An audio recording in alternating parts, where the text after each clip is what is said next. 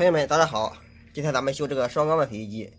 这个洗衣机的故障就是脱水这边不转，给大家试一下。能听到电机嗡嗡的响，是我们电机已经有220伏的供电了。像这种情况的话，咱们需要首先检查一下这个刹车是不是坏的，是不是刹着车的。看看这里，并没有刹住车，把这刹车线给它提起来试一下。还是不转的，说明不是刹车的问题。下面咱们转一下这个连着轴这里，看是不是很沉。这个转子还是挺轻的，说明都没有阻碍。像这种情况的话，接下来一步咱们就需要检查这个电机和电容了，看是不是这两人引起的。它这个电机是以前换过的，以前换过新电机的。这个红线和黄线是电容的线，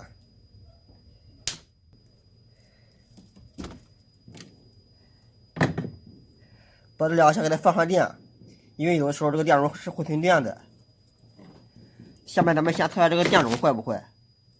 一般这个蓝线是主线了，灰线和白线是电容的线。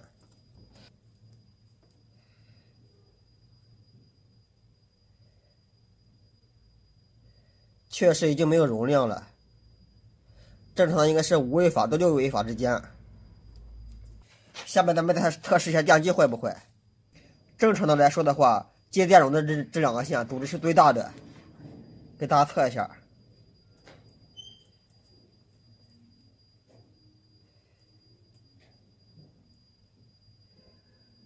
这是183欧。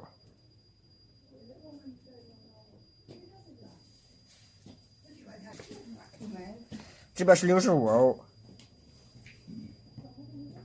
这个是119欧，这个阻值是正常的。下面咱们给它换个电容试一下，这边这个就是它电容了。这个电容上一共有4根线，它是把脱水这边的电机的电容和洗衣服这边的电机的电容集成到一块的。大家看这上面是有数字的，写了一个10，这边是一个5。一般这个10这边是这个洗衣服这边的电容，这个5是脱水这边的电容。这个是一定的，因为洗衣服这边的容量要比脱水这边的容量大的。从这里给它研断它。给大家测这个好的，这好的是个6位法的，6位法的是可以代换5位法的，多一位法是没有问题的。6.1位法。下面咱们给它接起来，这个是没有极性的，可以不分正负极的，可以随便接的。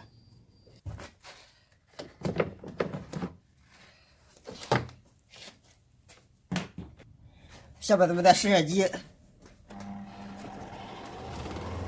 好的，已经开始运转了，已经正常了。今天这个视频就到这里了，感谢大家的观看。